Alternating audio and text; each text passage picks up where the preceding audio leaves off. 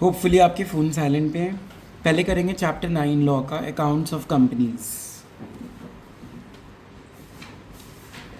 Accounts of companies में सबसे पहले सेक्शन है 128 books of accounts, section 2 clause 13। क्या कहता है आशुतोष?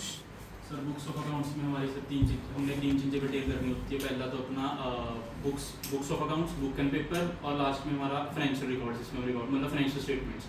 इसमें मतलब सारा कुछ आ जाएगा, जैसे कि परचेज बुक होगी, अपना बाकी सेल्स बुक होगी, जितना है ना वो सारी हमने इसको रिकॉर्ड करना है। वो अब ये तो हो गया लेमैन। हाँ जी। अब ध्यान से सुनना सब लोग, सीए के पेपर में क्या लिख के आना है, बैठ जाओ। Books of accounts includes number 1 receipt and payment book, receipts and payments book, ठीक है। दूसरा purchase and sale of goods and services, जिसमें आप सारा सब्सिडरी बुक्स बनाते थे, purchase book, sales book, purchase return book, sale return book. ये सिर्फ इसका पार्ट है। पहला क्या था? Receipt and payment. दूसरा क्या है? Purchase and sale of goods and services. तीसरा एसेट्स एंड लाइबिलिटीज़ बुक, ठीक है, मतलब balance sheet. Assets and liabilities की बुक का मतलब क्या हुआ? बैलेंस शीट हुआ, बट लिखना यही है। चौथा सबसे important, books recording items of cost under section 148। ये है मेन आंसर। आप कह रहे थे मुझे आता है चैप्टर। अरे नहीं, मेरी हेडिंग 3 ही लिखनी है हमारी। Books recording items under section 148 of cost. Okay Monica, आपने भी ये चैप्टर पढ़ लिया होगा बेटा। मुझे ये बताओ कि आप कहाँ पे बुक्स ऑफ अकाउंट्स को रखते हो? रजिस्टर्ड ऑफिस में रखने होते हैं सर। और अगर मैं चाहूँ कि मुझे रजिस्टर्ड ऑफिस में नहीं रखनी, इज इट पॉसिबल और नॉट? आप किसी दूसरी ब्रांच उसमें रख सकते हो, उसमें भी रेजोल्यूशन लगता है मेंबर्स का। देखो, जो बुक्स ऑफ अकाउंट्स होती हैं उसको मेंटेन करके रखना पड़ता है कहीं पे, ठीक है। और वो सबसे पहले वहीं रखना है जहाँ पे कंपनी का क्या सिचुएटेड है, रजिस्टर्ड ऑफिस सिचुएटेड है। Any doubts? But with in 7 days inform करना है आरओसी को, inform number AOC 5। AOC means accounts of companies. AOC 5 के अंदर ये इन्फॉर्म करना है 7 दिन के अंदर आरओसी को कि हम कहीं और रखना चाहते हैं बुक्स ऑफ अकाउंट्स, ठीक है। हाँ जी, मेरे पास नहीं है, देख लेना आप। जैसे इनकम टैक्स एक्ट 1961 कहता है कि बुक्स ऑफ अकाउंट्स को आप कैश बेसिस पे भी मेंटेन कर सकते हो, एक्रूअल पे भी मेंटेन कर सकते हो, बट कंपनीज लॉ सिर्फ कहता है एक्रूअल बेसिस पे ही अपनी अकाउंट्स को क्या करना है, मेंटेन करना है, कैश बेसिस पे नहीं। दूसरा, डबल एंट्री सिस्टम कंपल्सरी हो गया। तीसरा, अगर आपकी ब्रांच है, अगर आपकी ब्रांच अकाउंटिंग कर रहे हो तो आपको हर महीने ना एक सबमिट करनी है रिपोर्ट हेड क्वार्टर्स को, और हर 3 महीने बाद रजिस्टर्ड ऑफिस को, ठीक है। अगर आपकी ब्रांच है, अब वो ब्रांच चाहे इंडियन हो चाहे वो ब्रांच फॉरेन हो, तो क्वार्टरली रिपोर्ट जाती है 3 months के बाद, मीन्स क्वार्टरली रिपोर्ट जाएगी रजिस्टर्ड ऑफिस के अंदर। क्लियर है यहाँ तक? तो मैं आगे चलूँ, अभी तक जो किया पहले रिवाइज करते हैं। बुक्स ऑफ अकाउंट्स का सेक्शन 128 क्या कहता है कि इसमें कौन सी बुक्स इंक्लूड हैं? 2 sub clause 13। Number 1 receipt and, number 2 purchase and sale of goods and, number 3 and number 4 list of books covered under section 148। These are items related to cost, ठीक है। कहाँ पे रखनी है बुक्स ऑफ अकाउंट्स? और अगर कहीं और रखना है तो BODs रेजोल्यूशन पास करके 7 दिन के अंदर अंदर ROC को बताएंगे और AOC 5 सबमिट करेंगे, ठीक है। अकाउंट्स ऑफ कंपनीज जो मेंटेन करने हैं वो कौन से बेसिस पे करने हैं? एक्रूअल बेसिस पे, डबल एंट्री सिस्टम फॉलो करना है। और जो ब्रांच, अगर आपकी ब्रांच अकाउंटिंग आप करते हो तो हर 3 महीने बाद आपने अपने रजिस्टर्ड ऑफिस को अपनी डिटेल्स अपनी सबमिट करनी है, रिपोर्ट्स, ठीक है। और हेड क्वार्टर्स को भी हर महीने, चाहे आपकी ब्रांच इंडियन हो चाहे आपकी ब्रांच फॉरेन हो, ओके। तौशिद बंसल, जो बुक्स ऑफ अकाउंट्स हैं और जो हमारी फाइनेंशियल स्टेटमेंट्स हैं, क्या इनमें कोई फ़र्क होता है?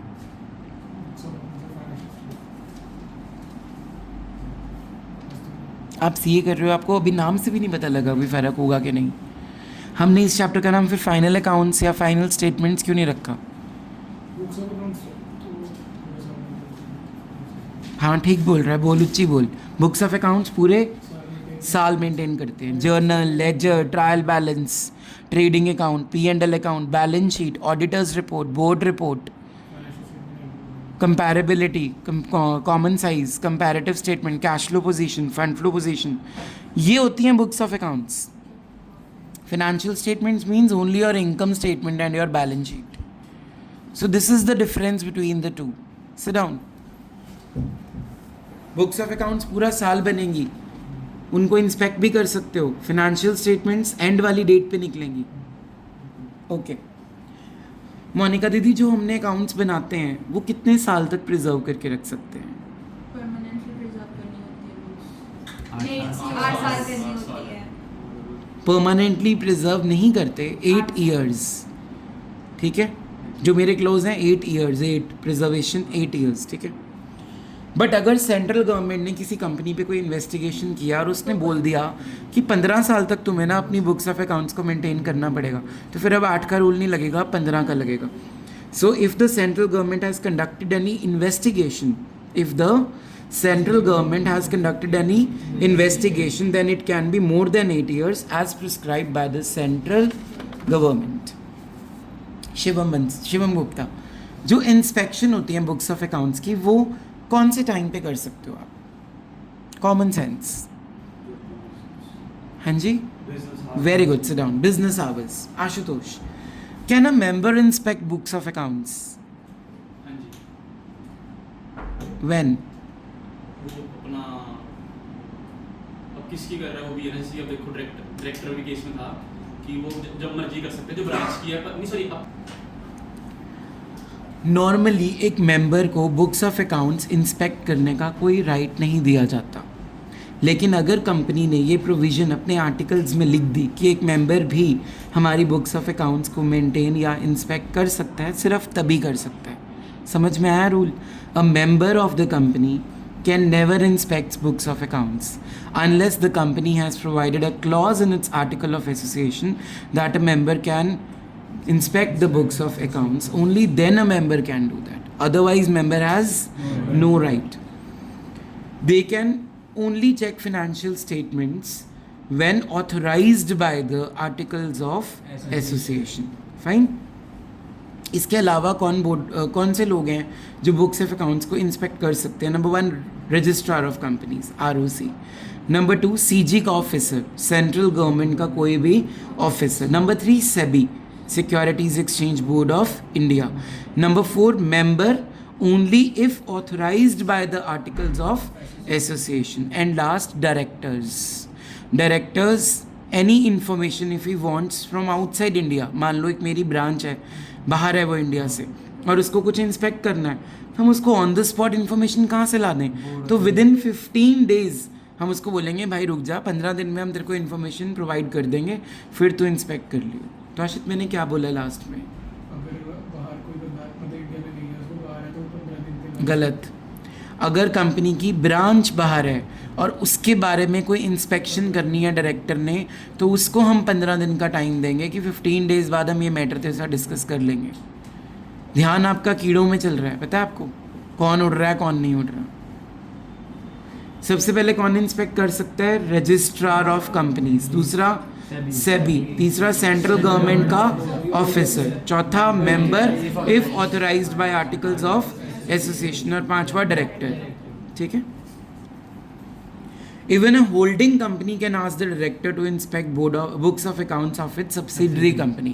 अगर मान लो मैं होल्डिंग कंपनी और मोनिका मेरी सब्सिडरी कंपनी है, तो मैंने अपने डायरेक्टर अंशुल को बोला कि तू उसको जाके इंस्पेक्ट कर सकता है, तो फिर वो कर सकता है, प्रोवाइडेड होल्डिंग कंपनी ने ये बोला होगा किसको? सब्सिडरी कंपनी को. एक बार CA में केस स्टडी आई थी, सब्सिडरी कंपनी के डायरेक्टर ने बोला था होल्डिंग को जाके इंस्पेक्ट कर. वो राइट नहीं देता लॉ. समझ में आया? Okay. Can books of accounts maintained electronically? क्या बुक्स ऑफ अकाउंट्स को आप इलेक्ट्रॉनिकली मेंटेन कर सकते हो? पहली चीज़ तो इट्स ऑप्शनल, कंपल्शन नहीं है, ये ऑप्शनल है. ठीक है. अगर आपने इलेक्ट्रॉनिकली मेंटेन करना है तो जो कंपनी लॉ ने उसके रूल्स प्रिस्क्राइब किए हैं, फिर आपको वो रूल्स की पालना करनी पड़ेगी. So if the company chooses it to be like maintaining the books of accounts electronically, only then you have to follow the rules and regulations. Number 1, it should be accessible in India. ऐसा नहीं है आप ये बोलो कि India में तो ये सॉफ्टवेयर ही नहीं खुलेगा. ठीक है. Number 2, it should be displayed in a legible form. Legible form का मतलब ये हुआ कि जैसे बाइनरी में नहीं लिखा होना चाहिए 01110 वैसा कुछ नहीं होना चाहिए. It should be properly legible, मतलब रेडेबल कंटेंट होना चाहिए एक लेमैन के लिए.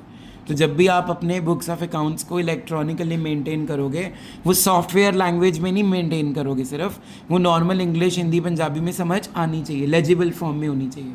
पहला पॉइंट क्या बताया? एक्सेसिबल इन इंडिया, मतलब वो उसको इजीली एक्सेस कर सकते हैं. नंबर 2, लेजिबल रीडिंग होनी चाहिए उसकी. ठीक है. थर्ड, ऐसा होना चाहिए कि हम अगर उसको प्रिंट करना चाहें तो वो प्रिंट भी हो जाए. ऐसा भी होना चाहिए कि वो स्टोर करना चाहें तो स्टोर भी हो जाए. और रिकॉर्ड्स जो हैं उन पे ऑल्ट्रेशन ना हो. ऐसा ना हो मैंने बैलेंस शीट बना दी और उसको मिस्टर XYZ बाद में जाके अमेंडमेंट कर रहा है, उसमें चेंजेस कर रहा है. ऐसा नहीं होना चाहिए आपका सॉफ्टवेयर. इसके बाद format should not be changed.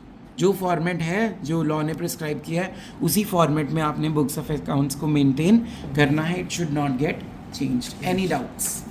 ठीक है. तो अभी तक हमने क्या पढ़ा है सेक्शन 128 के अंदर कि बुक्स ऑफ अकाउंट्स की टाइप्स क्या क्या हैं.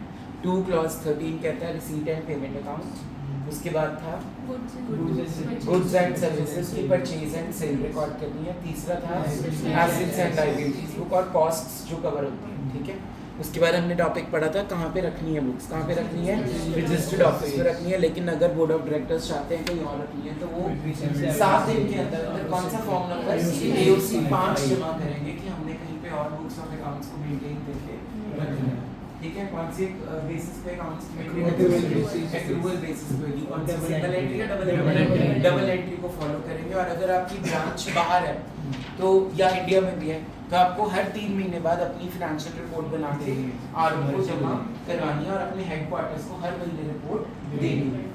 प्रेजर्वेशन कितने साल तक करनी है? 8 इयर्स. लेकिन अगर सेंट्रल गवर्नमेंट ने कोई इन्वेस्टिगेशन चला रखी है तो उससे ज़्यादा के लिए भी आप रिजर्व करके रख सकते हो. क्लियर है. इंस्पेक्शन जो होती है बिजनेस आवर्स में ही होती है, बिजनेस आवर्स के अलावा नहीं होती.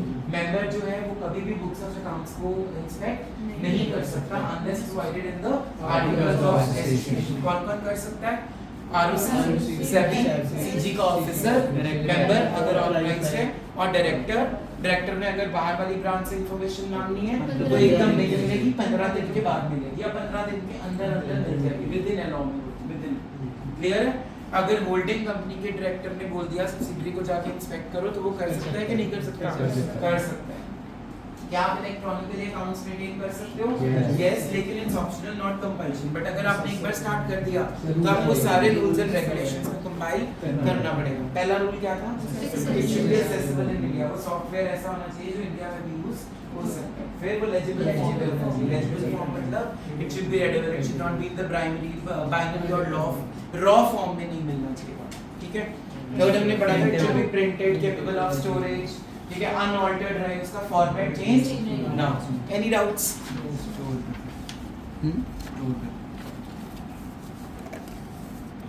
उसके बाद है persons responsible to maintain books of accounts.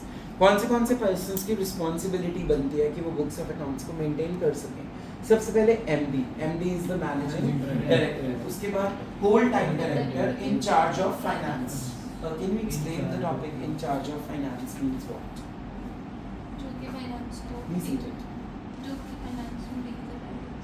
जिसके पास वो पावर है कि वो फाइनेंस को यूज कर सके कंपनी. दोबारा से सुनो. पहला पॉइंट है मैनेजिंग डायरेक्टर. दूसरा पॉइंट है whole time director in charge of finance. In charge of finance. Third CEO chief executive officer. उसके बाद any other person interested by board of directors to maintain the books of accounts. अगर law ने या board of directors ने बोल दिया कि mister Shivam Gupta ही अकेले बंदे हैं जो ये बुक्स ऑफ अकाउंट्स की रिस्पॉन्सिबिलिटी लेंगे तो फिर वही लेंगे. तो क्या क्या पॉइंट्स है? पहला MD. दूसरा whole time director who is in charge of finance. तीसरा he must be he can be a CEO. and चौथा he must be entrusted by the board of directors to maintain the books of accounts. Clear है. अगर आपने कोई contravention कर दी किसी भी section के अकॉर्डिंगली 128 के अकॉर्डिंगली तो 50,000 से मिनिमम फाइन है और मैक्सिमम फाइन है 5 लाख. मुझे नहीं पता अमेंडमेंट आई होगी 3 लाख की, मेरे पास 5 लाख है. सेक्शन 128. चलो भाई. Section 129 financial statements. 2 सबसेक्शन 40 या 2 क्लॉज 40 कहता है फाइनेंशियल स्टेटमेंट्स में क्या क्या इंक्लूड करना है, जो मैंने कौशिक से क्वेश्चन पूछा था कि board of books of accounts में और फाइनेंशियल स्टेटमेंट्स में फ़र्क क्या होता है, ठीक है। तो अब फाइनेंशियल स्टेटमेंट्स में क्या क्या इंक्लूड करना है, number 1 balance sheet, number 2 P&L। अगर आप NPO हो तो P&L की जगह क्या होगा, इनकम एंड एक्सपेंडिचर अकाउंट होगा, ठीक है। Cash flow statement, statement of changes in equity, ठीक है, and schedules and explanatory statements, ठीक है। क्या क्या इंक्लूड होगा बोलो। Number 1 balance sheet, number 2 P&L, number 3 cash flow statements, number 4 changes in equity statement, number 5 schedules and explanatory statements, schedules and explanatory statements। क्या क्या होगा दोबारा जल्दी। Number 1 balance sheet, number 2 cash flow statement, number 4 statement of changes in equity, statement of changes in equity, and last statement and schedules with explanatory notes। Clear हो गया? Okay. कौन कौन है जो बुक्स ऑफ अकाउंट्स को maintain करने की responsibility रखता है? स्टार्ट जिसको ऑथराइज करने का बोर्ड ऑफ डायरेक्टर्स में वो MD हो तो, और सेंट्रल गवर्नमेंट के नहीं, WTD in charge of finance. WTD क्या था? Whole time director. We have entered in the class. MD whole time director in charge of finance, CEO anyone interested by board of directors. Interested का मतलब ENTRUSTED, जिनको उन्होंने trust करके बनाया है। Sit down. Ashutosh, financial statements में क्या क्या चीजें इंक्लूड होती हैं? फाइनेंशियल स्टेटमेंट में से balance sheet, profit and loss account, और उसके बाद कैश फ्लो स्टेटमेंट्स, इसमें क्या था प्रॉफिट लॉस में? NPO in case of NPO income and expenditure, cash flow statements, उसके बाद एक्सप्लेनेटरी नोट्स हमारे, और लास्ट में हमारा वो changes in equity. Bank. Monica, section 128 क्या कहता है? 128 ये कहता है कि हमें अपने बुक्स ऑफ अकाउंट्स जो होते हैं उसको हमें अपने रजिस्टर्ड ऑफिस में रखना होता है, विद इन 7 days ROC को फाइल करना होता है in form number AOC file में, और उसमें हमारे स्टेटमेंट्स वो होने चाहिए, रिसीट्स एंड पेमेंट्स के होने चाहिए। आपने जो 7 days वाला रूल बताया वो कब करेगी कंपनी? जब आपने रजिस्टर्ड ऑफिस में नहीं रखी और रखना है। ये तो बोला ही नहीं, सारा आंसर गलत हो गया। ये 7 days वाला रूल स्पेशली इसीलिए, if you don't want to keep your books of accounts in registered office and you want to keep anywhere in the world or India, sorry world बोल दिया मैंने, तब आपको within 7 days you have to inform the ROC। ठीक है। sit down। चलो, cash flow statements बनाने के लिए 4 कंपनीज को हम एग्जाम्प्ट करेंगे। 4 companies are exempted from making cash flow statements. Number 1 OPC, that is one person company. Number 2 small company. Number 3 dormant company, and number 4 sir private कुछ limit थी उसकी? startup private company, startup private company, startup private company। Section 129 ये भी कहता है every company shall prepare financial statement which exhibit true and fair view। जो भी आप फाइनेंशियल स्टेटमेंट्स बनाओगे वो प्रॉपर फॉर्मेट शेड्यूल नंबर 3 के अकॉर्डिंगली होने चाहिए, and true and fair view देना चाहिए उसको आपको। when it complies all the accounting standards, here we are talking about INDAS, all Indian accounting standards। अब जैसे मान लो एक बैंकिंग कंपनीज चैप्टर पढ़ा था तुमने, वो कंपनीज लॉ के शेड्यूल्स को फॉलो नहीं करेंगे, वो फॉर्म बी को उनके एक्ट का, banking regulation act 1949, insurance regulatory development act उनका अलग ईयर है, इलेक्ट्रिसिटी अकाउंट्स अलग हैं। तो अगर मान लो किसी भी एक्ट ने फॉर्मेट नहीं दिया किसी चीज़ को प्रेजेंट करने का, तब वो शेड्यूल 3 को ऑप्ट करेंगे। बट अगर उनका एक्ट में ऑलरेडी वो फॉर्मेट प्रिस्क्राइब्ड है तो act is the winner. Clear है? जहाँ पे दोनों की प्रोविजंस क्लैश कर जाएंगी वहाँ कंपनी लॉ विल प्रिवेल। अगर किसी भी एक्ट, वैसे तो नहीं करती, अगर किसी भी एक्ट की प्रोविज़न, हमने ये इंटरप्रिटेशन ऑफ स्टैट्यूट्स में पढ़ा हुआ है, अगर हम किसी भी लॉ को वो करेंगे तो कंपनी लॉ या जो हायर वाला लॉ होगा वो माना जाएगा उसमें। ठीक है? जो फाइनेंशियल स्टेटमेंट्स आपने जमा करानी होती हैं वो करानी होती हैं फॉर्म नंबर AOC 4 के अंदर। कौन से मैं बोल रहा हूँ? Form number AOC 4। अब मान लो आपकी एक होल्डिंग कंपनी भी है और आप सब्सिडरी कंपनी को भी लेके चल रहे हो, तो आपने अभी होल्डिंग कंपनी चैप्टर पढ़ा है, उसमें आप कौन सी बैलेंस शीट बनाते हो? कंसोलिडेटेड बनाते हो। तो अगर आपको उसके भी अकाउंट साथ में बनाने पड़ेंगे और उसके लिए फॉर्म नंबर है AOC 4CFS। बोलो कौन सा है? AOC 4CFS। AOC means accounts of companies, 4 is the number, consolidated financial statements is CFS। Clear हो गया? लर्न हो गया? ओके। अब यहाँ पे सब्सिडरी कंपनी भी हो सकती है, एसोसिएट कंपनी भी हो सकती है, जॉइंट वेंचर भी हो सकता है, ठीक है। तो अब इतनी ज़्यादा अगर आपको बनाने पड़ेंगे अकाउंट्स, ठीक है, जब जब आपके साथ ये होगा तो उनके जो सेलिएंट फीचर्स होंगे आपकी सब्सिडरी के या आपके जॉइंट वेंचर के, आपके एसोसिएट कंपनी के, जैसे कि उनकी टर्नओवर कितनी है, उनके प्रॉफिट्स कितने हैं, उन्होंने कितना डिविडेंड डिक्लेयर किया, जो भी हाइलाइट्स होंगी, इंपॉर्टेंट हाइलाइट्स, वो भी आपने AOC 1 में जमा करानी है। AOC 1 में। दोबारा सुन लो, अगर आपकी क्या है, सब्सिडरी कंपनी, जॉइंट वेंचर या एसोसिएट कंपनी, तो उनकी जो हाइलाइट्स होंगी ड्यूरिंग द ईयर वो सारी जमा करानी है in the form number AOC 1। Any doubts? Clear है? अब इतने बड़े बड़े अकाउंट्स तो बनाने से रहे तुम उनके लिए, तो इसलिए उनका AOC 1 में ना क्रक्स में दे देना है कि ये किया है उन्होंने। पर्सन्स कौन रिस्पॉन्सिबल होंगे यहाँ पे? सेम जो ऊपर थे, जो सेक्शन 128 में थे वही सेम रिस्पॉन्सिबल पर्सन्स हैं सेक्शन 129 में। इसके एग्जम्पशंस खुद पढ़ लेना, इसमें क्या क्या एग्जम्पशंस हैं वो खुद पढ़ लेना, होमवर्क है। मई अटेम्प्ट वालों को तो आना चाहिए, बाकियों के लिए होमवर्क है। Exemptions of section 129। फाइन भी सेम है, 50,000 मिनिमम एंड 5 लाख मैक्सिमम, और इम्प्रिजनमेंट भी है इसमें 1 ईयर, या फिर दोनों चीज़ें भी लग सकती हैं। सेक्शन 129 में इम्प्रिजनमेंट है, सेक्शन 128 में इम्प्रिजनमेंट नहीं है, ये याद रखना। Section 130 very important, reopening of books of accounts on NCLT order. NCLT होता है national company law tribunal, it's a court, ठीक है। अब मैंने एक शॉर्ट फॉर्म बनाई है याद करने के लिए, जिनका परसों चौथ पेपर है लॉ का।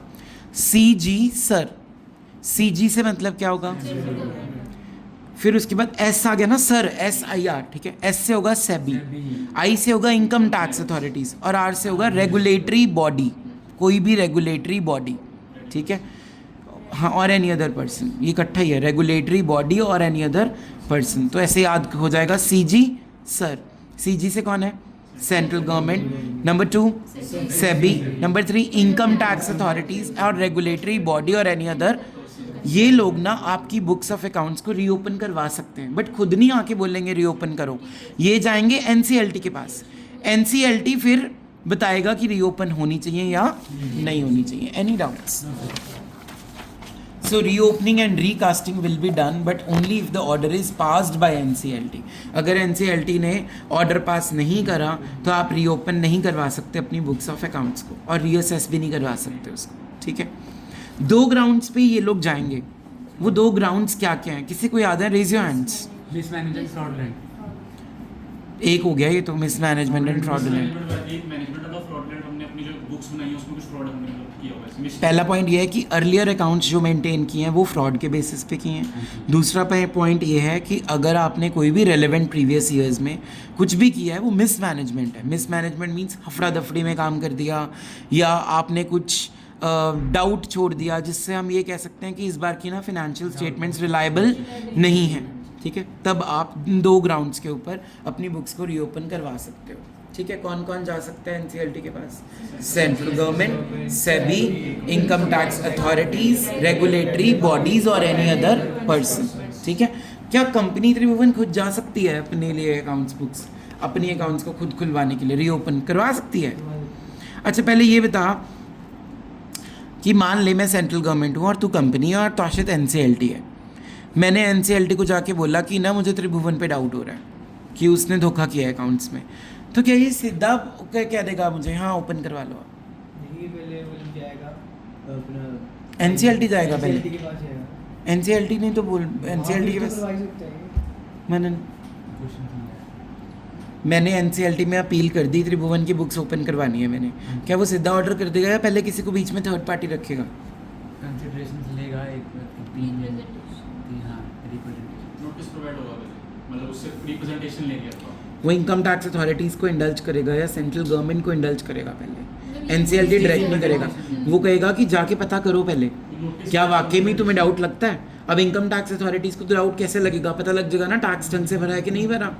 सेंट्रल गवर्नमेंट की ऑफिशियल गजट रिलीज होती है, उसमें अगर आपने कोई भी प्रोविजन उसकी तोड़ी हुई है वहाँ से उसको शक हो जाएगा, फिर वो हाँ कहेगा कि अब कराओ रीओपन। डायरेक्टली नहीं करता एनसीएलटी भी, इतना वेला नहीं बैठा वो।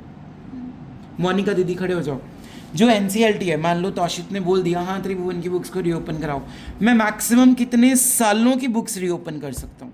मैक्सिमम जो तूने ये बता दिया ना, तू पास है। मैक्सिमम 8 सालों के लिए करा सकती है, और अगर स्पेसिफिकली वो कह दे कि 10 सालों की चाहिए तो 10 सालों तक के हमें प्रोवाइड कराने पड़ेंगे। बैठ जा, वेरी गुड। हमने पढ़ा था ना 8 साल के लिए प्रिजर्व करने हैं, तो बस उतने ही खुलवा सकते हो। लेकिन अगर सेंट्रल गवर्नमेंट ने बोला था 15 साल तक प्रिजर्व करने हैं, तो फिर 15 साल तक खुलवा सकते हो। Any doubts? सेक्शन 130 खत्म हो गया। सेक्शन 131 क्या कहता है, ध्यान से सुनना। Voluntary revision of financial statements and board reports. ठीक है, अब पहले तो यहाँ वॉल्वेंट्री वर्ड फालतू का है, उसका यहाँ पे कोई लेना देना नहीं है। इसका मतलब यही हुआ कंपनी खुद से खुलवा रही है। बट क्या कंपनी खुद खुलवा सकती है? नहीं खुलवा सकती, अनलेस बोर्ड ऑफ डायरेक्टर्स जाके एनसीएलटी में ये कंप्लेंट करेंगे कि हमने रीओपन करवानी है। बोर्ड ऑफ डायरेक्टर्स जा सकते हैं, मेंबर्स जा सकते हैं, कोई भी जा सकता है। ठीक है, बट यहाँ पे टाइम पीरियड 8 साल नहीं है, सिर्फ 3 साल है। पुराने 3 साल की बुक्स को आप रीअसेस और रीओपन कर सकते हो। Any doubts? Okay, so maximum of 3 years can be री इशूड, और समथिंग वॉज मिसिंग या कुछ भी आप उसमें चेक कर सकते हो। फॉर्मेट ठीक करना है, सेक्शन 129 में पढ़ा था, फॉर्मेट के हिसाब से होना चाहिए। बोर्ड रिपोर्ट ठीक करनी है, सेक्शन 134 ये आने वाला सेक्शन है आगे, होमवर्क किया है वैसे। चलो, तो एनसीएलटी डायरेक्टली नहीं ओपन करता, एनसीएलटी 2 बॉडीज़ को बीच में लाता है, सेंट्रल गवर्नमेंट या इनकम टैक्स अथॉरिटीज़। फिर वो रिपोर्ट बना के एनसीएलटी को सबमिट करेंगे, फिर एनसीएलटी बताएगा अप्रूव करना है रीओपन या नहीं करना। तो डायरेक्टली वो एक बात सुन के नहीं बोल देगा, फिर ऐसे सारों की रीओपन ही होती रहेंगी। सेक्शन 132 है, पता है NFRA क्या होता है ये? जो 2 नवंबर 2018 में आया कि मतलब ये प्रिस्क्राइब करते हैं ऑडिटिंग एंड अकाउंटिंग स्टैंडर्ड्स, यो फिर compliant। ओवरसी करते हैं कि वो अच्छे से बना रही है अकाउंट से नहीं। फिर national financial reporting authority constituted by central government, बस इतना सा सेक्शन है ये। National financial reporting authority, national financial reporting authority constituted by the central government. ये ही चेक करेगी सारे आप रूल्स एंड रेगुलेशंस को प्रॉपर फॉलो कर रहे हो कि नहीं कर रहे हो। ठीक है, इतना सही है, ये इतना इंपॉर्टेंट नहीं है, बट आ सकता है एमसीक्यूज की फॉर्म में। चलिए, हरी बोल। सेक्शन 133 133 अकाउंटिंग स्टैंडर्ड्स को प्रिस्क्राइब कौन करता है? Central government. आशुतोष। अब मेरे बच्चों को तो ये लगता है जो सितंबर वाले हैं कि आईसीएआई ने बनाए हैं अकाउंटिंग स्टैंडर्ड्स, वो बनाता है, रिकमेंडेशन देगा, वो रिकमेंड करता है कि ये ऐसा होना चाहिए। ठीक है, हाँ जी, मतलब एनएफआरए को रिकमेंडेशन देगा, उसके बाद वो आगे सेंट्रल गवर्नमेंट। Very good. तो जो आईसीएआई है ना, वो सिर्फ एएस बनाता है, उसके रूल्स लिखता है, वो आगे एनएफआरए के पास जाते हैं, वो उसके प्रॉज एंड कॉन्स लिखते हैं, उनको डिटेल बताते हैं होना चाहिए कि नहीं होना चाहिए। आधा तो वहीं रिजेक्ट हो जाता है अगर कुछ गड़बड़ निकले। अगर उनको लगता है कि ये ट्रीटमेंट ठीक है तो वो किसके पास भेज देंगे? सेंट्रल गवर्नमेंट ऑफिशियल गजट पे निकालेगी, तब से वो अकाउंटिंग स्टैंडर्ड इम्प्लीमेंट होगा। Any doubts? ये था सेक्शन 133, तो 128 से लेके 133 तक हो गए, क्लियर है? 134 very important, signing off financial statements भी इसी में कवर होगा बोर्ड रिपोर्ट में। देखो, जो फाइनेंशियल स्टेटमेंट्स होते हैं ना, वो साइन कौन करता है? पहली चीज़ सीपी साइन करता है। CP is chairperson that is authorised by the board of directors, and if not, if there is no CP, then there are 2 directors who will sign that, and one should be the MD. Who will sign the financial statements? CP. Who will sign? CP means chairperson. Any doubts? But if there is no chairperson, 2 directors out of which one shall be the managing director. Any doubts? हाँ जी, company segment CS का rule भी CEO approve होना चाहिए, adopt होना चाहिए board of directors के साथ by passing BR at the board meeting.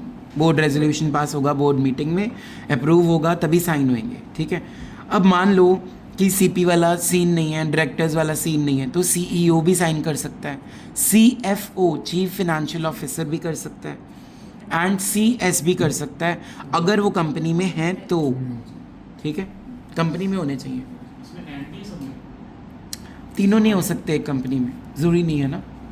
And था एंड है बट यहाँ पे रिप्लेस हो जाएगा ना एंड और जनरल क्लॉज के अकॉर्डिंगली। चलो, OPC में one director will sign the financial statements. Any doubts? Section 134 में बोर्ड रिपोर्ट पढ़ोगे आप डिटेल में, ठीक है, उसके कंटेंट्स। उसमें ना एक रूल नंबर 8 इंसर्ट हुआ था, कौन सा? ये आएगा पेपर में। DRS के 6 पॉइंट्स हैं, ठीक है, और OPC स्मॉल कंपनी के जो रूल्स हैं वो 8A में है। ये होमवर्क है, लिखो कॉपीज पे होमवर्क सबका। सेक्शन 134 का कल रिटन टेस्ट है, चाहे तुम्हारा SCPM का पेपर क्यों ना हो, सितंबर अटेम्प्ट। तुम लोगों को आता है नहीं? हाँ जी, हाँ जी। मोनिका कहना है skip this topic due to time, ठीक है। सेक्शन 134 पढ़ के आना एक बार। सेक्शन 135 पे क्वेश्चन यशिक भैया के टाइम पे आया, यूवी भैया के टाइम पे आया, हर एक के टाइम पे आया, तुम्हें शायद आए, मुझे ऐसा लगता है अब ना आए। 134 लग रहा है मुझे इस बार आएगा। बोर्ड रिपोर्ट को ना टीचर्स हमेशा स्किप करवा देते हैं, आया तो नहीं आया। और अब आ गया डेफिनेटली चांसेस हैं इस बार आने के। जो मैंने होमवर्क दिया है ना वो बहुत इंपॉर्टेंट है, उसको मजाक मत लेना कोई भी। तुम में से भी अगर रूल 8 और रूल 8 नहीं पढ़ा अगर किसी ने, या वो DSR के 6 पॉइंट नहीं पढ़े, पढ़ लेना। कितने पेजेस का है बुक में बताना? बोर्ड रिपोर्ट तो बहुत बड़ा है, पर पेजेस जो का है। 5-6 पेजेस है ना, छोटा है, मतलब उसके आगे पार्ट्स मैक्सिमम 10 पेज होंगे, सारा मिला के करके आने हैं ये। जो नहीं करेगा ना वो तुम में से कोई क्लास में लगाएगा मेरी कल। चलो, CSR is corporate social responsibility 135। ध्यान से सुनना, बड़ा इंपॉर्टेंट है। कोई भी कंपनी इंक्लूडिंग फॉरेन कंपनी, कोई भी कंपनी इंक्लूडिंग, अगर 3 कंडीशंस में से एक भी कंडीशन को सेटिस्फाई कर दे तो वो CSR की कैटेगरी में फॉल करेगी। कॉर्पोरेट का मतलब होता है कंपनी, ठीक है।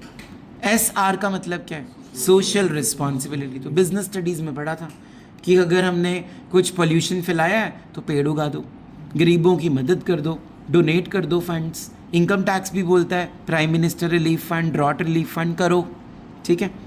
अब 3 कंडीशंस क्या हैं? नंबर 1, अगर आपकी कंपनी की टर्नओवर मिनिमम 1000 करोड़ हो गई है। कितनी हो गई है? अगर आपकी नेट वर्थ मिनिमम 500 करोड़ हो गई है, अगर आपके नेट प्रॉफिट्स मिनिमम 5 करोड़ हो गए हैं, ठीक है, immediately in the financial year, जो पिछला साल गया है, तो आप CSR में एप्लीकेबल हो गए। कोई भी एक कंडीशन सेटिस्फाई हो गई तो अब क्या करना है? 2 चीज़ें करनी है। पहली चीज़ ये करनी है, CSR के लिए एक कमेटी बनानी है। क्या बनानी है?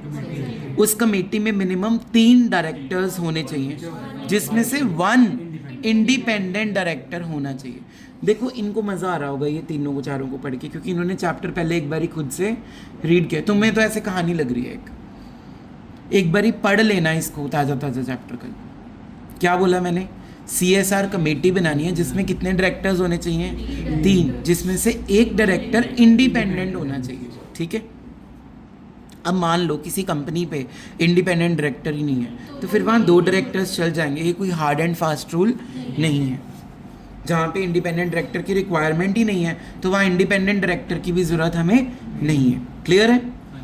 अगर प्राइवेट कंपनी है, ठीक है, या फॉरेन कंपनी है, अगर प्राइवेट कंपनी है तो 2 directors are enough. Foreign company में भी 2 डायरेक्टर्स और 2 members are enough, but 1 member should be resident of India. ऊपर मुंह। CSR कमेटी बनानी है, कितने डायरेक्टर्स के साथ बनानी है? 3, जिसमें से एक इंडिपेंडेंट डायरेक्टर होना चाहिए। Independent director is not available क्योंकि हमारी कंपनी में उसकी जरूरत नहीं है, तो फिर इंडिपेंडेंट डायरेक्टर वाला क्लॉज हटा दिया मैंने। क्लियर हो गया? तो कितने रह गए? 2। Any doubts? अब आ जाओ प्राइवेट कंपनी। प्राइवेट कंपनी में कितने डायरेक्टर्स? 2 चाहिए। अब आ जाओ फॉरेन कंपनी पे, 2 मेंबर्स चाहिए। मैंने यहाँ डायरेक्टर नहीं बोला, मैंने मेंबर बोला, जिसमें से एक member should be the resident of India. Any doubts? Clear है? अब ध्यान से सुनना। सेकंड चीज, पहली चीज मैंने बताई कि आपको कमेटी बनानी है, बन गई कमेटी। अब ना आपने पिछले 3 साल के प्रॉफिट उठाने हैं, उनका एवरेज निकालना है। मान लो पिछले 3 साल के प्रॉफिट 5-5-5 करोड़ है, तो 5 + 5 + 5 15 डिवाइडेड बाय 3 5 आ गया आंसर। इसका 2% अमाउंट खर्च करना है CSR में, वो कुछ भी हो सकता है, उसका भी होमवर्क दूंगा, स्केड्यूल लिख दिया हुआ है उन्होंने, उसमें 10-11 पॉइंट्स है शायद जो याद करना है, कहाँ कहाँ पैसा इन्वेस्ट कर सकते हो, खर्च कर सकते हो, ठीक है। अब मान लो ये प्रैक्टिकल में न्यूमेरिकल फॉर्म में आ सकता है, ध्यान से सुनिएगा।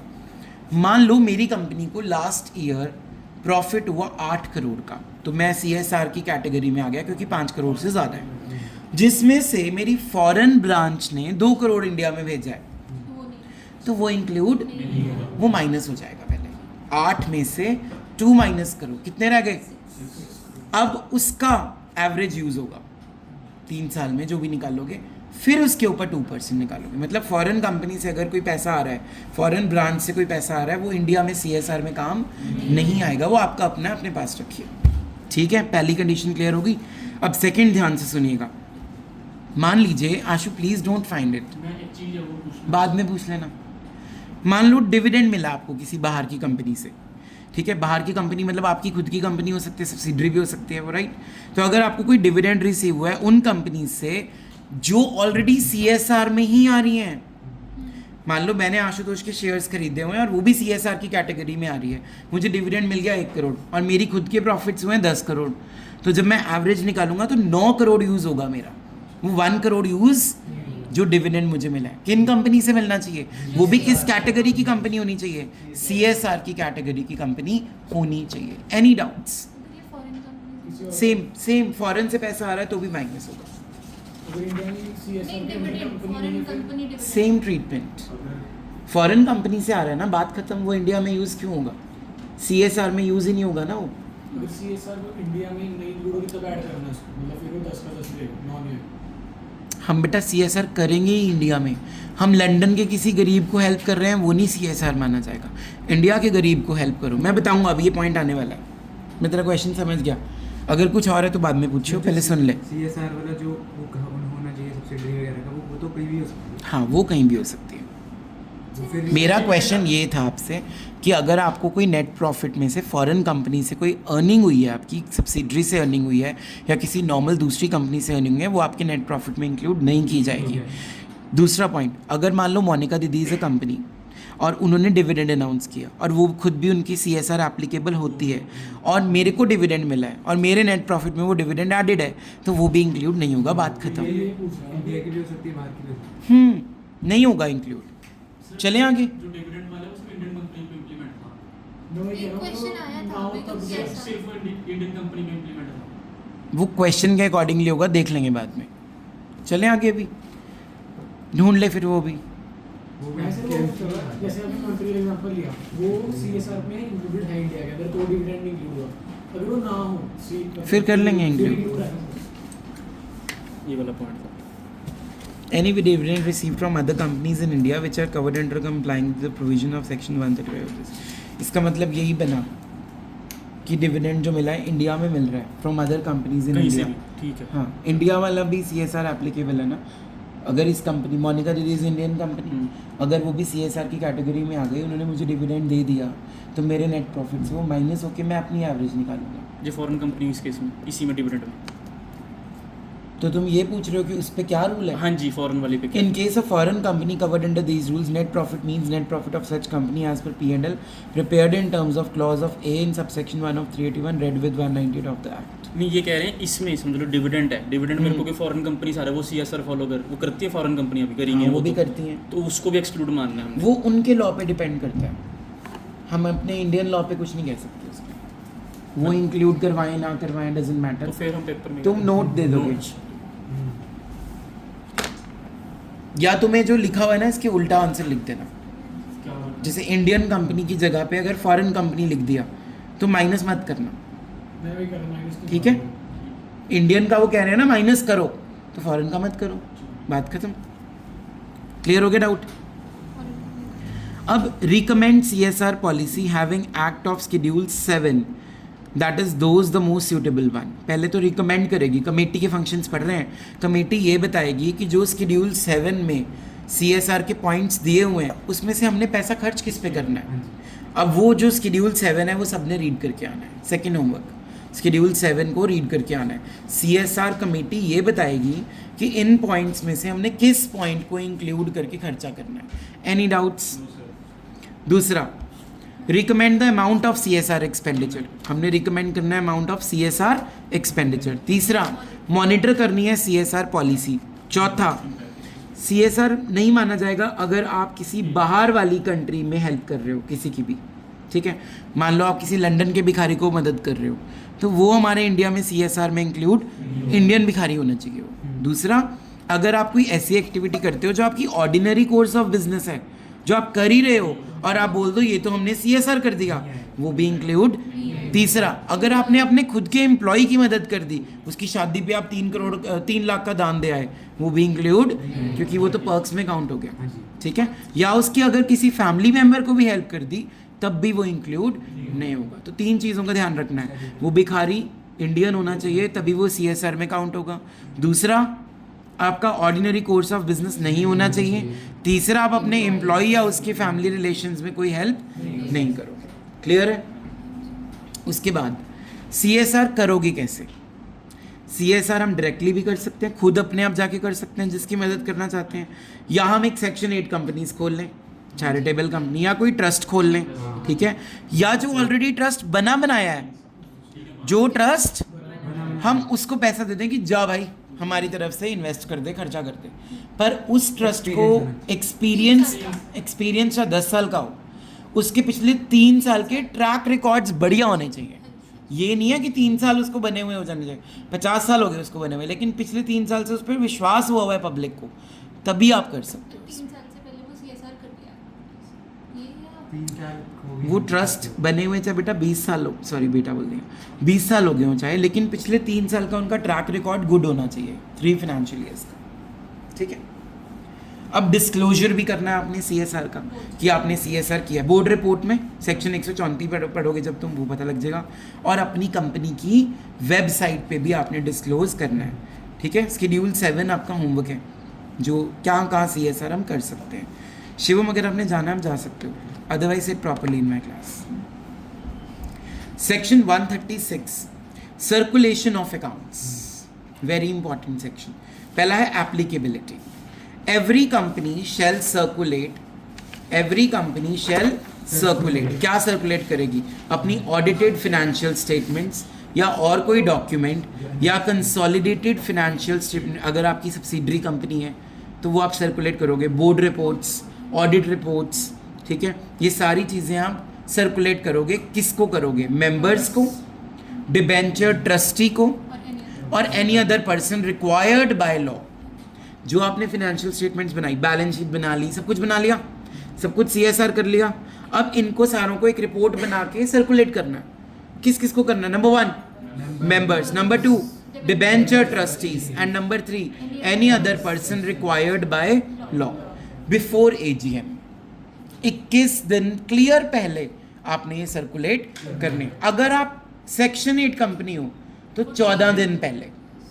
नॉर्मली एक कंपनी को कितने दिन मिल रहे हैं? 21 डेज पहले सर्कुलेशन हो जानी चाहिए, लेकिन अगर आप सेक्शन 8 कंपनी हो तो 14 डेज पहले।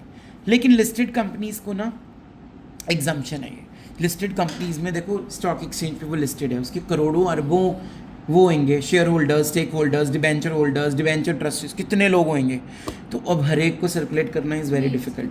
तो हम क्या करेंगे, डॉक्यूमेंट्स को ना RO में रख देंगे, रजिस्टर्ड ऑफिस में। कहाँ रख देंगे?